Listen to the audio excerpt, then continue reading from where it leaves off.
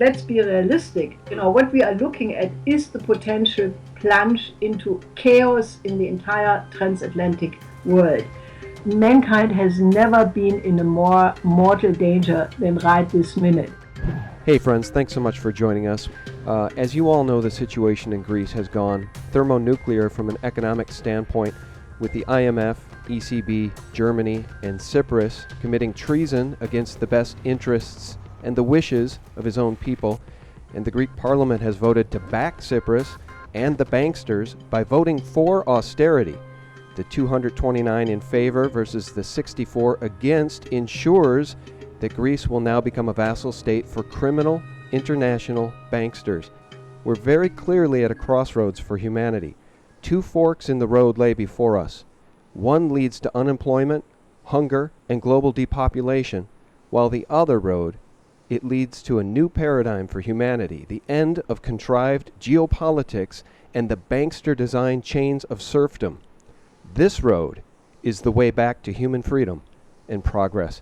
I'm very happy to have on the line our good friend Harley Schlanger from LaRouche PAC, and a very, very special guest who we spoke to once before back in February 2014. Harley, welcome.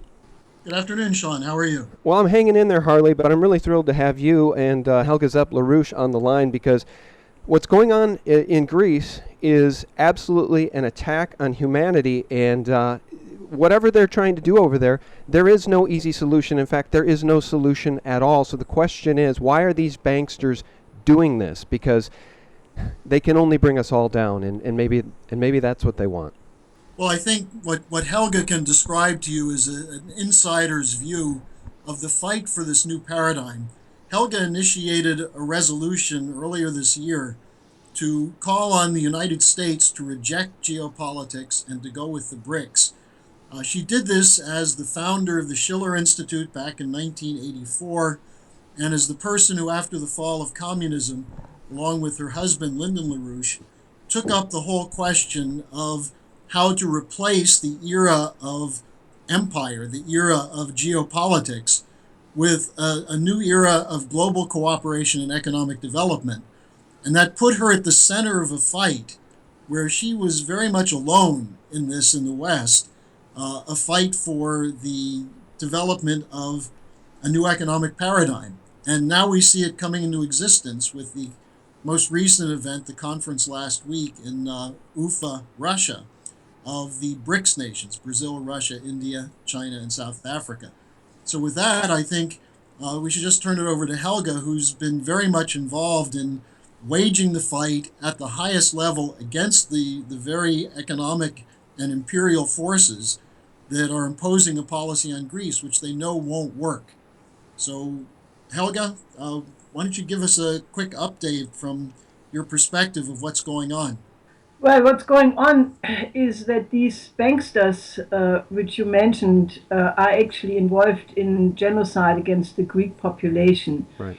There are absolutely horrendous reports about how the so-called austerity policy, which has imposed absolutely brutal cuts, especially in the health sector. Children are dying in the arms of doctors because there are no more needles for infusions.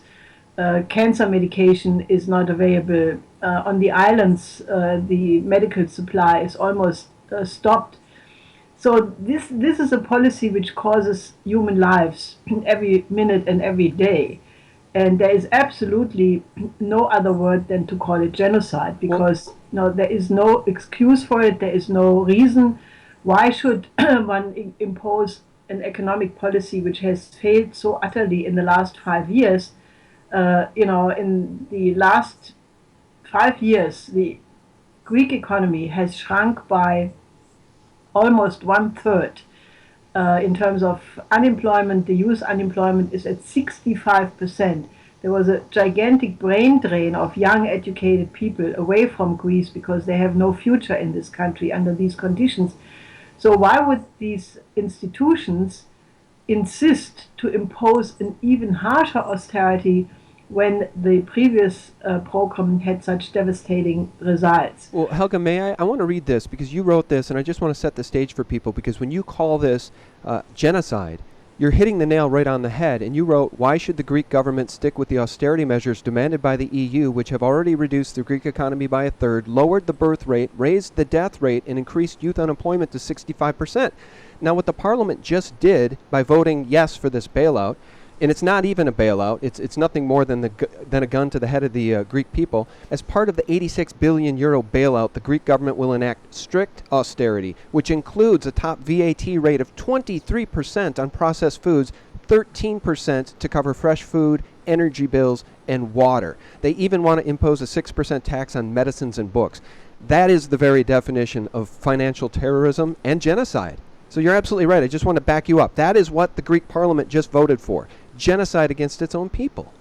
Well, I would disagree with you when you put Tsipras in the same line with the EU and IMF and so forth, because I think that if you look what happened since the Syriza government came in, it is very clear that from minute number one, the so-called institutions, which is really only another word for the Troika, had only one aim, namely to get rid of this government, and they sabotaged every step. And at the recent EU summit in Brussels, the moment when Tsipras had announced a referendum, which is a perfectly democratic thing to do in a difficult situation like that, the banks, the EZB stopped the liquidity supply, so the banks had to be closed, and the situation on the ground in Greece started to really develop in a horrendous way.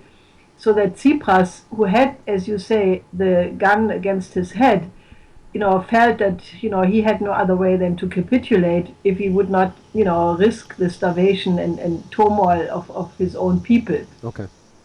So I would really excuse him. I think, to put him in the same line with these criminal elements is really wrong, because I think, I'm not saying he's perfect. I'm not saying he has the perfect economic theory.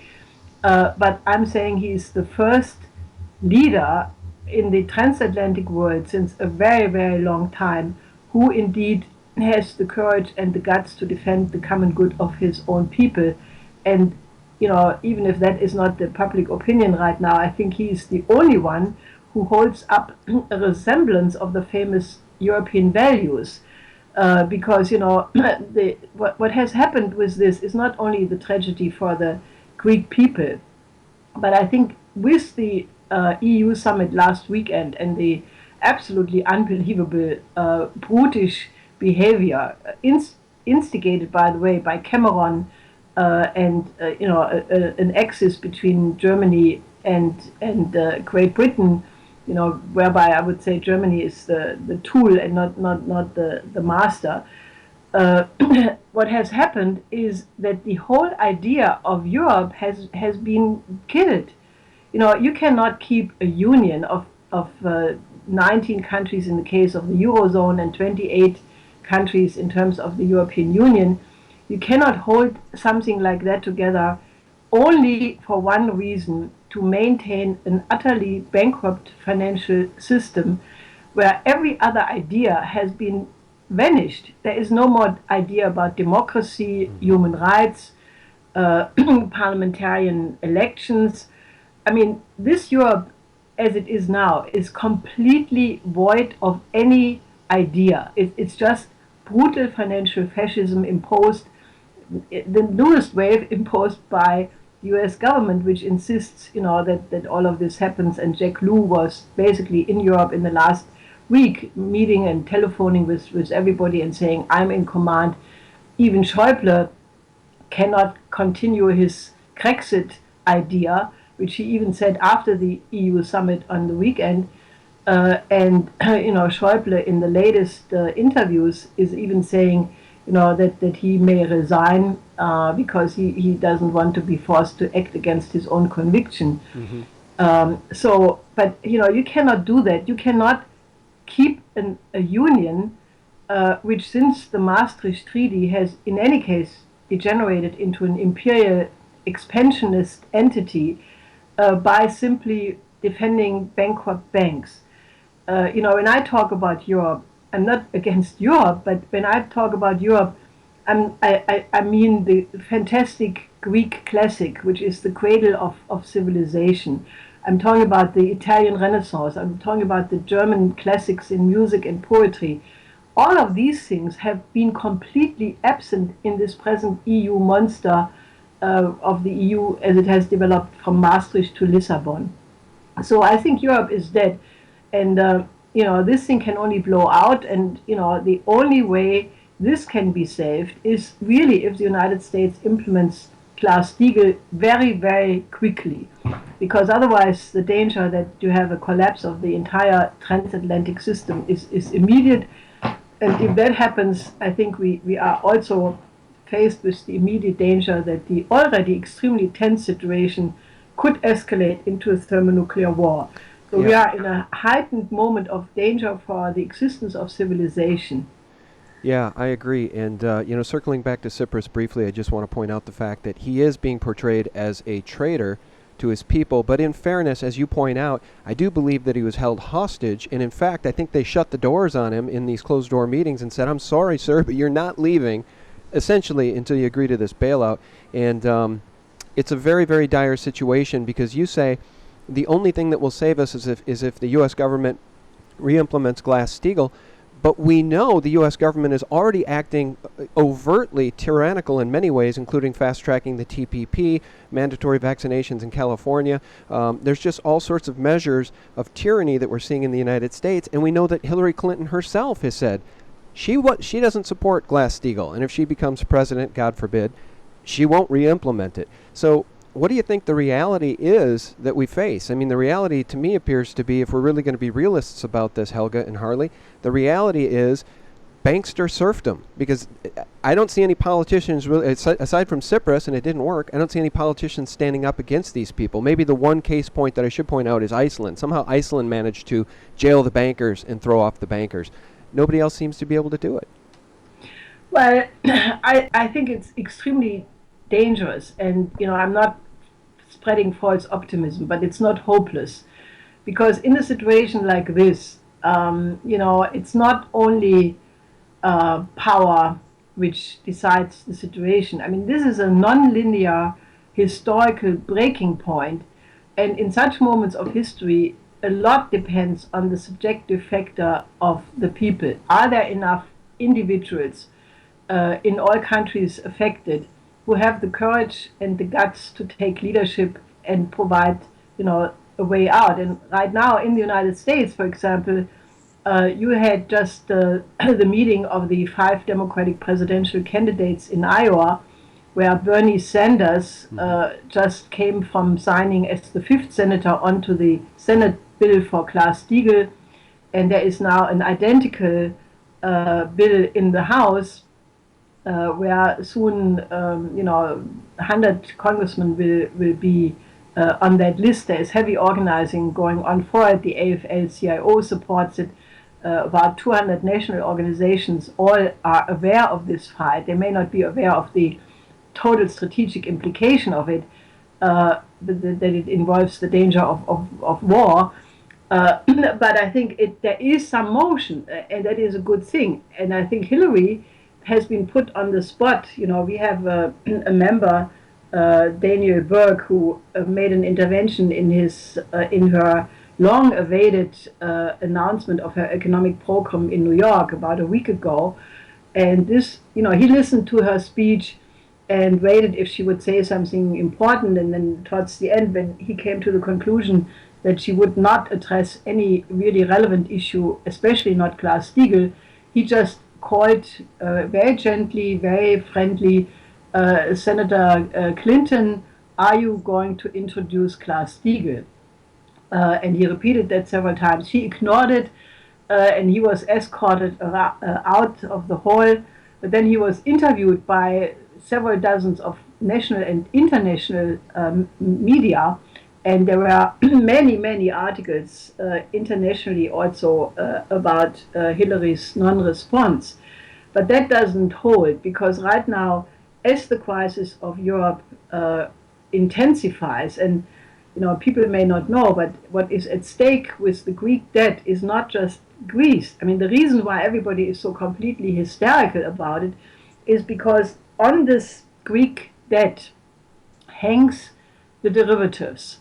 And if Greece would default, either in a chaotic way or by Grexit or whatever, then all these derivatives would go into a negative deleveraging. And it is nobody, first of all, knows exactly what would be the effect of it, because this is uncharted waters. But there are many analysts and economists who are extremely concerned that this could lead to a blowout of the entire transatlantic financial system, because it's not just the European banks which now are being fed again, by this bridge loan, for example, of 7 billion euro, which goes entirely back immediately to the EZB and the IMF, just to keep this casino economy going.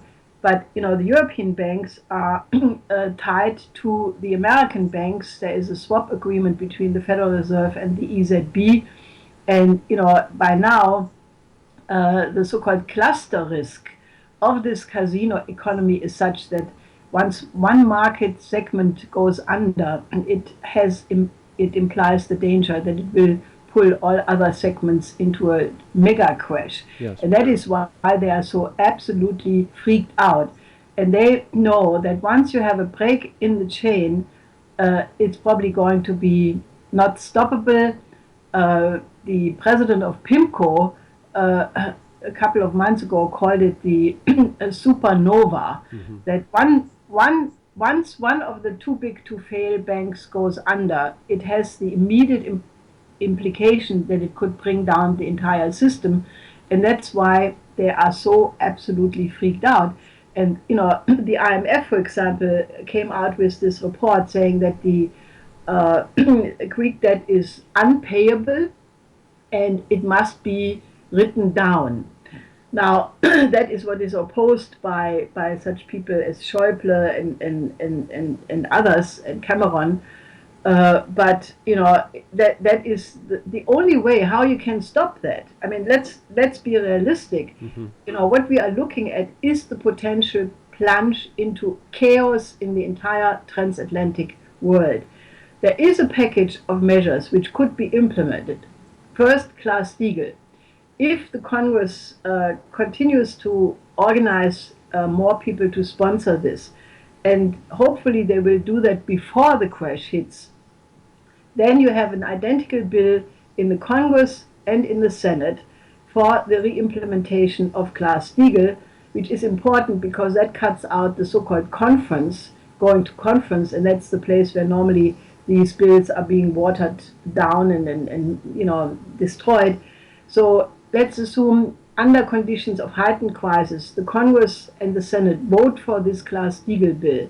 Then it goes directly to the desk of President Obama, and that puts him then in the position to either support it or not. If he doesn't support it, it obviously would destroy his legacy forever, so he would have to think twice what to do in this moment. Mm-hmm. So Glass-Steagall has to be implemented. Then you need not only a European debt conference, but the idea to have an international debt conference and just write down in an orderly fashion, after Glass-Steagall has been implemented, write down the fictitious virtual debt in the books, the poison, toxic liquidity, get rid of it, and then go back to a credit system as it was done by Franklin D. Roosevelt.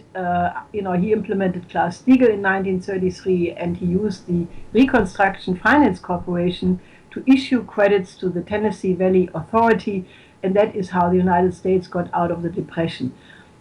In Germany, for example, that model of the Reconstruction Finance Corporation was used by the Credit Institution for Reconstruction in the post-war period to give credits for areas of the common good, for infrastructure, for industry, for agriculture, and that is how the very famous German economic miracle was accomplished.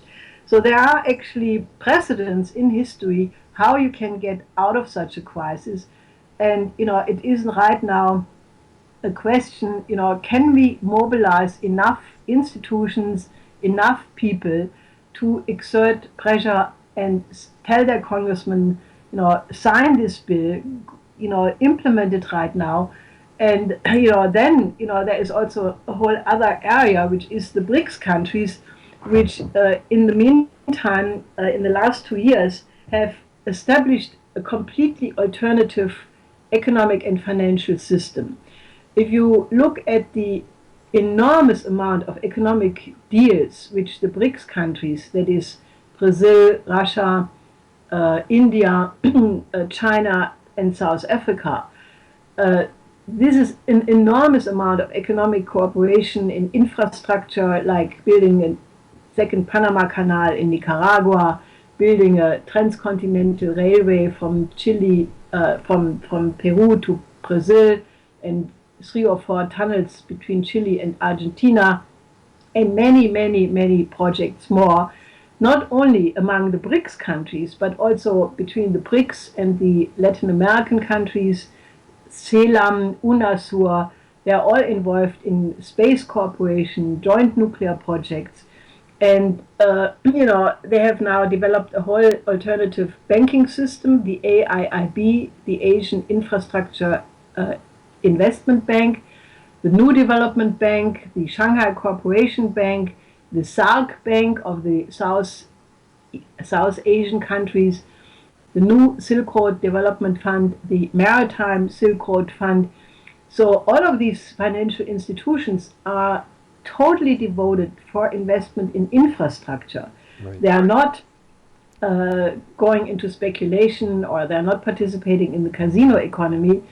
And what we are proposing since quite some time is, if Europe and the United States would clean up their financial system, get rid of the casino aspect of it, go to a credit system, then it would be so easy for Europe and the United States to just join with the BRICS countries in the implementation of the new Silk Road, in other development projects. I mean, there are so many areas of the world which urgently need development, like Africa, like the Middle East. Like our own water system on the west coast of the United States that you guys have been talking about for so long. The California drought is going to bring us to our knees here, and nobody's doing anything about it. Meanwhile, the insane politicians in California, Helga and Harley, they want to build a $68 billion high-speed rail system. They don't seem to care too much about the water situation. And I just wanted to say this, Helga, before we lose you.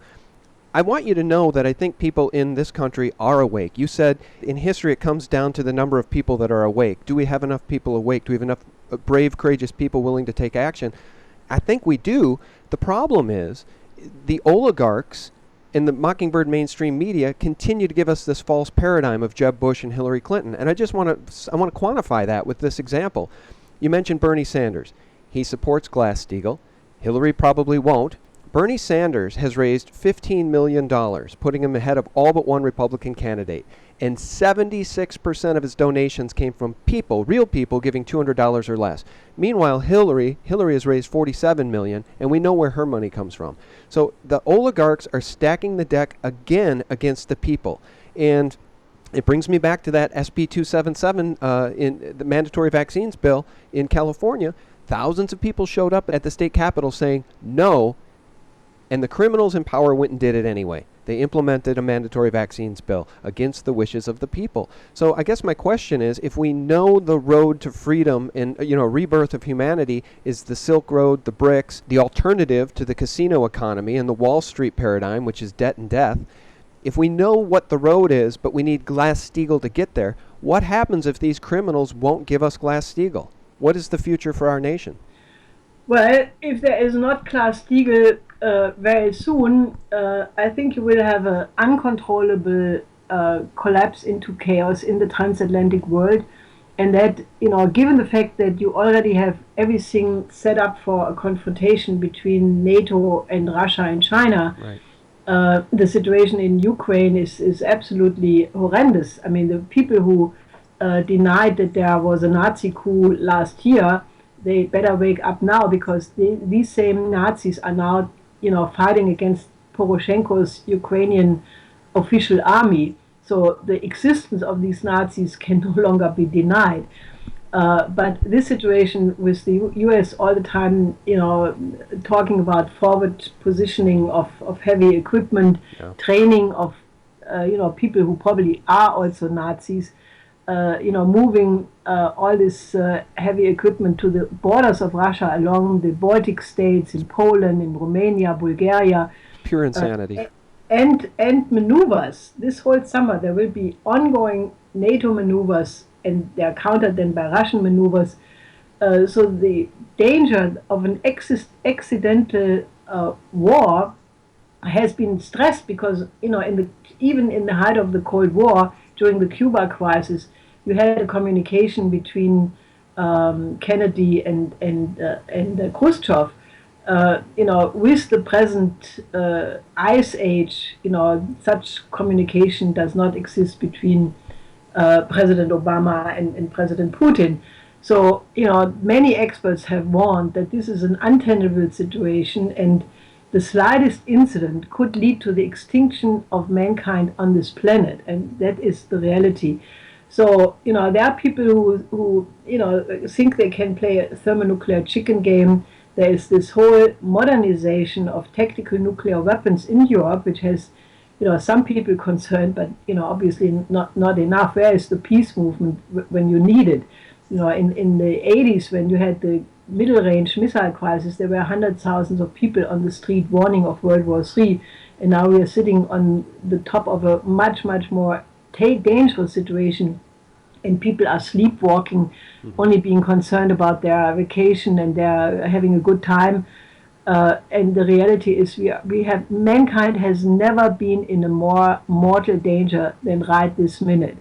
And I think the window of opportunity to intervene and put alternative policies like Glass-Steagall on the table is in all likelihood very, very short. So, I would really urge your listeners, or our listeners at this moment, to get in contact with the Congress, put maximum pressure on your congressman and senator to support Glass-Steagall, and organize together with Harley, with LaRouche PAC, get in touch with us. We are right now trying to mobilize the whole American population to do that. People may not be aware, given the extremely complicated situation with an EU, which is really, non-functioning and just really died over the last weekend. The only place from which the remedy of this situation can come is the United States. So that puts a tremendous responsibility on the United States to do the one thing which would change the course of history. That's right. And Sean, I would just to follow that up. We at LaRouche PAC have ample organizing material on Glass-Steagall, constant updates on this fight, and people can go to the LaRouchePAC.com website. Also, we're coordinating from Manhattan the rebirth of the constitutional principle of the United States. And if people want to be involved in this, I'll give a toll-free number they can call. It's 800-922-2907. That's my office here in Houston. People can call, and if you want to talk to me, that's fine.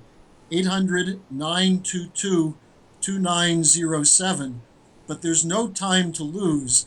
This is the period of time, the end of the summer, when wars historically start, because people, as Helga said, are on vacation. They're thinking about Caitlyn Jenner, and they're thinking about the beach, and they're not thinking about what it means to be a citizen.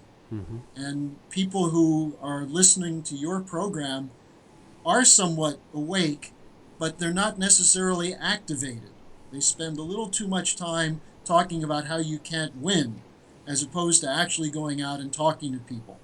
So I would encourage people to use this opportunity now, when we've seen what's happened in Europe and we see the danger of war.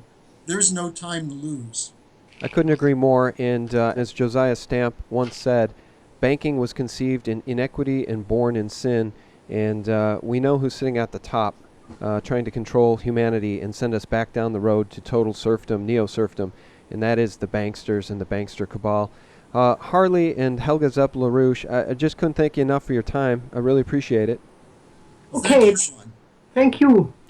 Thank you. And guys, do take action, do step up, do play your role as a citizen. Get in touch with your Congress critters and your senators. Voice your opinion. It is important. I know sometimes it feels hopeless, and the Mockingbird mainstream media in this country makes it appear hopeless. I don't think it's as hopeless as the Mockingbirds would lead us to believe. There are good people doing things every single day. Let's join them in the fight to save humanity.